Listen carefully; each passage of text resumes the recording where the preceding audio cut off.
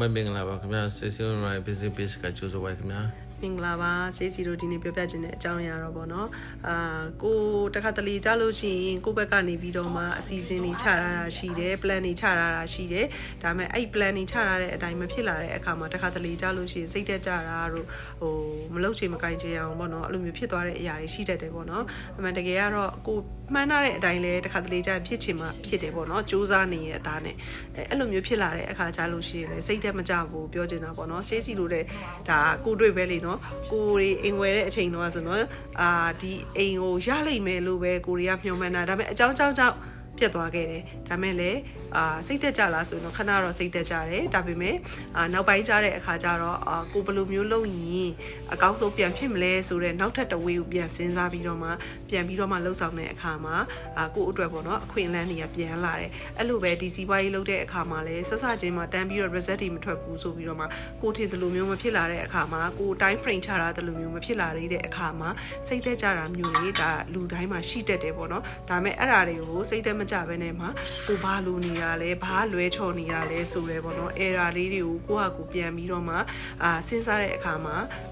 ဘယ်လိုပြောမလဲပြန်ပြီးပြောင်းတာပေါ့နော် way ကိုပြောင်းလိုက်တဲ့အခါမှာကိုလိုချင်တဲ့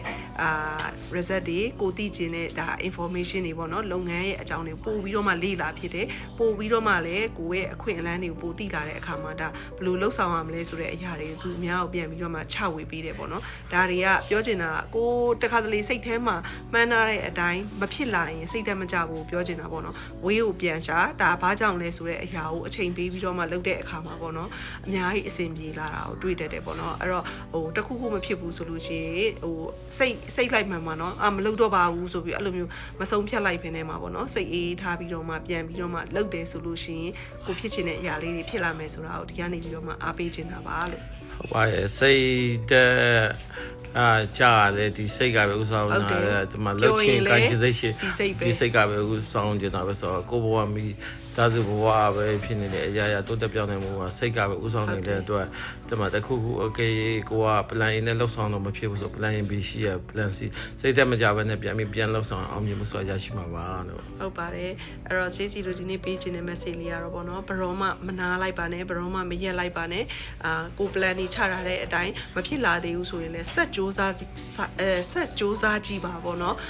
ဖြစ်လာမှာပေါ့နော်ဖြစ်ကိုဖြစ်တယ်ဆိုတာကိုပြောခြင်းတယ်ပေါ့နော်လက်တွေ့ပဲအချိန်ကနည်းနည်းလေးနှီးတာနဲ့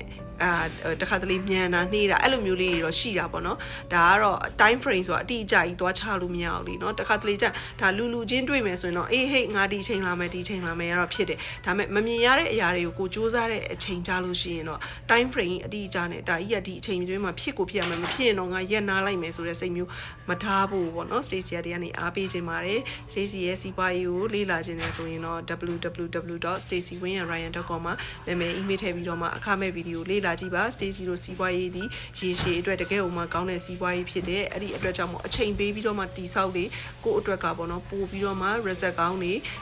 ပို့ပြီးတော့မှရလာလေဖြစ်တယ်ဆိုတာလေးကိုပြောပြချင်ပါတယ်အားလုံး see you next video ပါ see you